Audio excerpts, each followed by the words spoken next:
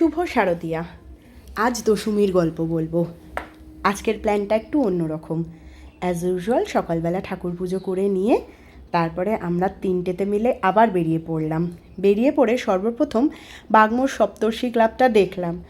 যদিও বা সেই সময়তে মায়ের বরণ শুরু হয়ে গেছিলো, কারণ যেহেতু দশমী মাকে খুব তাড়াতাড়ি বার করতে হবে, তাই জন্য মায়ের বরণ শুরু হয়ে গিয়েছিল। দেখছিলাম দাঁড়িয়ে দাঁড়িয়ে বরণ, পুজো মণ্ডপটাও দেখে নিলাম, তার কারণ সপ্তর্ষি ক্লাবটা না আমাদের দেখা হয়নি।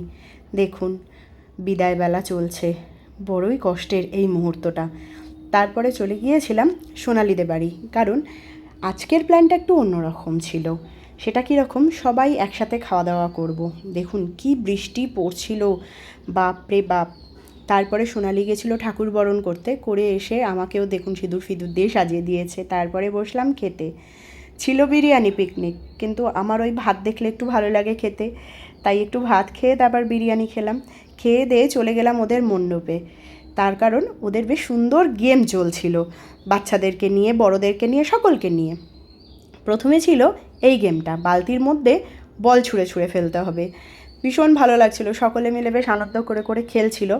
তারপরে জুডোরটা একটু ভিডিও করলাম। জুডো এই বল গেমটাতে ফার্স্ট প্রাইজ পেয়েছে।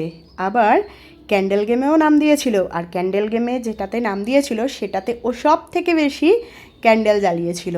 কিন্তু যেহেতু বড় ছোট মিলেমিশে এক জায়গায় খেলেছে, তাই বড়রা একটা হলেও ওর থেকে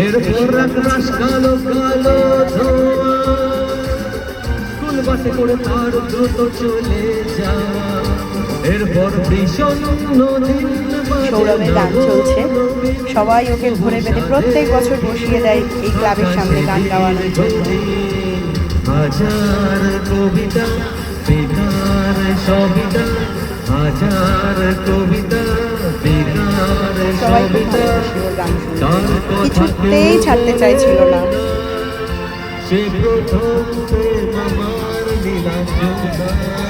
এই যে বল গেমে আমার জুডো প্রাইজ পেয়েছে, এই কালার বক্সটা।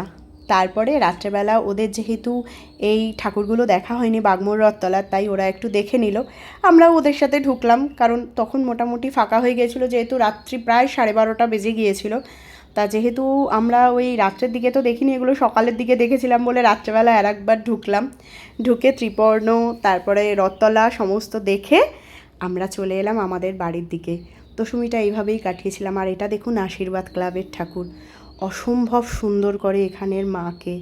এই ফটোটা দেখানো হয়নি, তাই লাস্ট দিনে এটা দেখালাম। সকলে ভালো থাকবেন, সুস্থ থাকবেন, সাবধানে থাকবেন, মা আবার আসবে।